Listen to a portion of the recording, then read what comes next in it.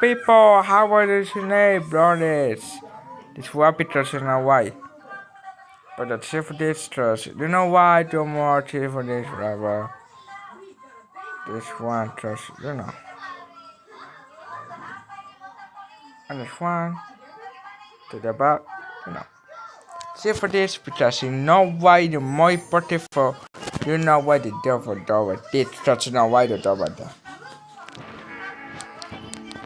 We all have different things in life that have scarred us. We want to act like those scars don't exist. So those scars, like, if you go out and you get cut, that scar is going to be there on your arm. You can go down and look at that cut and say, oh, or that scar and say, oh, that happened from, I was in the kitchen, or what happened. We have the same thing on our brain. I have all these scars on my brain from growing up, from, being abused, from suffering through life, from having a learning disability, from stuttering, from having just a really bad childhood. And so all those memories, I had to cut open that scar and go into it. And that was a hard process for me to do. Not only was that a hard process for me to do, for me to have the courage to share that with people, because I'm the so-called toughest man on the planet. So they think. So for me to break open that shell and tell people, hey, that wasn't always me. It's hard to do, it's hard to do. So it was a tough process. One thing, and this is a true statement that I've said several times, a lot of us don't know of a whole other world that exists. It's on the other side of suffering. Once you break these barriers that you have made for yourself, like the mind is the most powerful thing in the world. It is so amazing that I used to be a 300-pound guy, and I thought that was it. Could barely read, could do anything, and now what was inside that person was this guy that's in front of you today. That's how scary the mind is. And that's what I started realizing through this journey, is that once I got a taste of, wow, man, I haven't even begun to crack what the mind is capable of. And what I started realizing is on the other end of suffering, that's the real growth of life. Because you realize how the mind processes shit. And I talk about another thing called theory and practice. A lot of people are theorists. These smart guys that read these fucking books and shit, man, and they sit down, they tell you what the mind is supposed to do. And a lot of us listen to that shit. It becomes like, this is it, man. This old man who has been studying the mind forever, this is the cap that we have.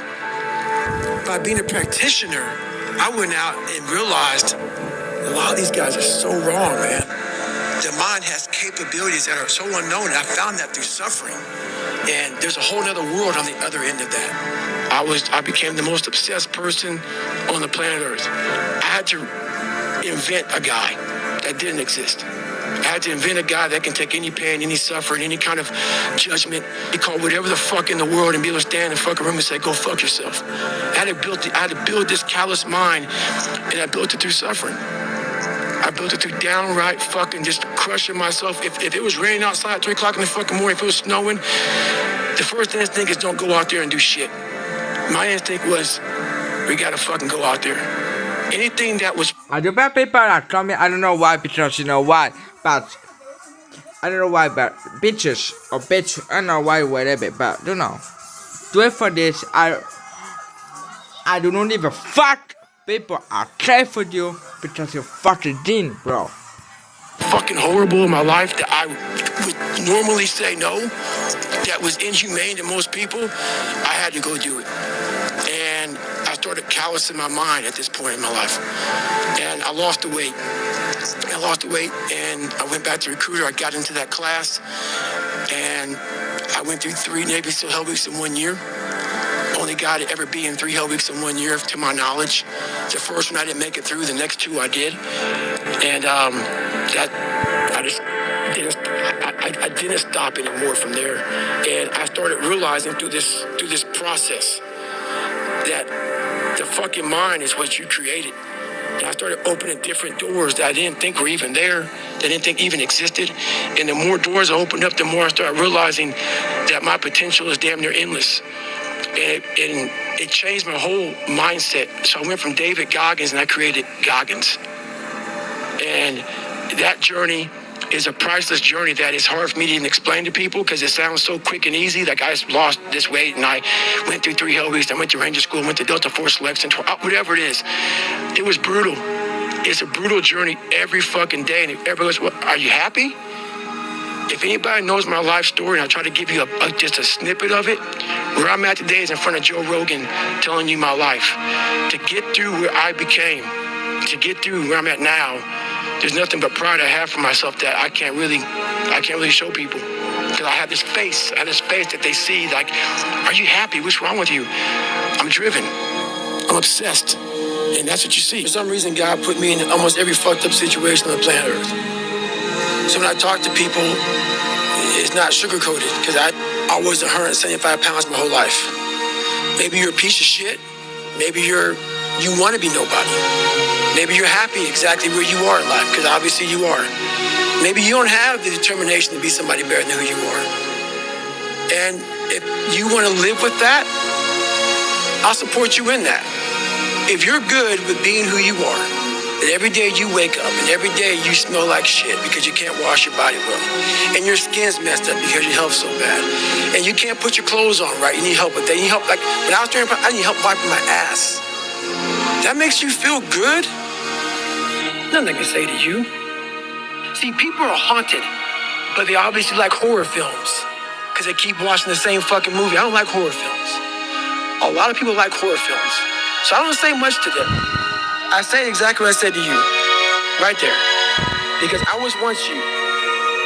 I didn't like horror films, so I changed it. Some people are just, they become, like you said, it gets real small when you're lazy and you're fat. Your will is so small that they don't have any, and you can't give it to them. There has to be something. This is what I'm talking about now, because this isn't a hack. This has to be in you. Something in you has to wake up. And usually the only person that can wake it up is you. Sometimes you can read a David Goggins book because I was all this shit and then a lot more of fucked up. But if you don't have a little flame, just barely, you're done. I can't light it for you. And that's the harsh reality of this life that I want to get across so fucking bad. You can watch me, you can watch you can watch fucking Rogan and Cameron Haynes, all these motherfuckers. You can go to Tony Robbins' fucking bullshit, all this shit. You do all this shit. If you could keep going back and keep spending money and spending money and spending money with no results, you can wonder, wow, maybe let me go try out David Goggins. He ain't gonna fucking help you. You have to explore, examine the insides of yourself. And what do you really want out of life? Your friend and a lot of people out here just don't fucking want it. So guess what? Have fun with your life. Go from 3 to 350 to 400 to 450 to 500 because you don't want it. And that's the harsh reality. I can't give you shit. You can't give them shit. I can give you ideas. At the end of the day, when I was losing the weight, I had to miserably wake up every morning in the cold because it was Indiana, November when it started. I was miserable. This is your new life. Take it or leave it. There's no happiness about it. There's no peace behind it. It sucks. It just fucking sucks. And that's the one thing, if I could teach anybody anything, it just fucking sucks. And it's going to continue to suck. And then one day you'll get to a special part of your life that it might get a little bit better. But to lose the weight you have to lose, my friend, sorry, it's going to suck every fucking day. Because then when you're 300 pounds, you're going to go out to lose weight, you could probably get injured. So then you got to work on the injury, and then you get even more depressed. This is what I went through. And then you're hungry because now you're depressed. It's just a vicious cycle. And if you're not strong mentally and you have no willpower, you're going to continue falling back in this hole versus the man that sits back and goes, all right, motherfucker. This is why I cuss, because this is what is in me. This is what it took for me to be me. Sorry. It didn't take, hey, okay, we're going to do this today. No, this fucking really sucks. This is real, dude. This is real. And every day, I'm set back. I'm set back. I'm set back. I'm set back. Every day you wake up, you could probably be set back for the first 4 weeks before you lose significant weight because of the mind's gonna be fucking with you the whole time. There's no dopamine. There's no dopamine in there at 300 pounds. You got nothing. Your hormones are shot. You have to envision something that is more powerful than you. Something has to get you out of bed. And you have to create it. It has to be false. Because you're not it. You're a fat piece of shit. And that's the reality of it. So you have to create a false reality to live in that just to get to work on yourself. That's the reality. You don't know me. So when I speak from passion, I speak from experience, I speak from suffering. The only way I believe, and this is my experience in life, the only way you're ever going to get to the other side of this journey is you have got to suffer to grow. To grow, you must suffer. And some people will get it and some people won't. But they have to see what their journey is to start their journey. Several people live to be 100 years old, and they have great lives, and they have great kids. Their kids go to college and all sorts of stuff. But somewhere in their life, there was a point where they had a decision to make. They can go left or right on this path. Left was the easy route. Right was the hard route. A lot of people take the easy route. And they had a good life that way, but the better life was going to the right side. And you may have 20 years of pain and suffering to get past it, but a lot of us died never truly starting our journey. And I would tell this young person, you gotta start your journey. It may suck, but it will come out the other side where you're coasting. So if you're willing to suffer and go back in the grind, that internal dialogue you have with yourself when you're in misery and you're uncomfortable, it's a real, scary, unfiltered, no lying dialogue between you and yourself. And people know exactly what the fuck I'm talking about when you're in a bad spot in life and your mind is saying all kind of shit. That's who you really are. That's the real you. No Rocky Balboa moments going on up there. Like, hey, you know, it's round 14. Let's come on, we got this. No, it's like, fuck this. I'm out of here, man. It's crazy. That's where the growth happens. When you're able to stay in that moment and talk yourself back into the suck of whatever you're going through, and you start stripping those layers away, but as you're stripping those layers away, you're building calluses over top of shit in your mind. That's where the growth starts to happen, is when you have to force yourself to stay in it. You can't leave it. On the other end of suffering is a life that many people don't know even exists. It's a beautiful world because like the 40% rule, we all live in this world where our brains are keeping us in this box. Outside that box, on the other edge of suffering, is a world that's endless of opportunity. But we are afraid to go outside that box because in that box is comfortable.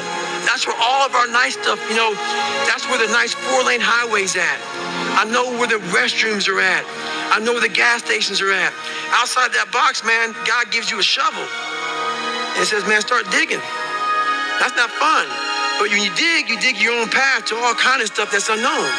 And that's where I started realizing, man, like on the other end of this is some beautiful stuff. So I got outside my box and I'm like, man, 300 pounds, now look at me, I'm 185 pounds. And on the other side of the box was all this stuff. And I didn't know it was over there until I climbed the wall and saw it. So what wall are you climbing now?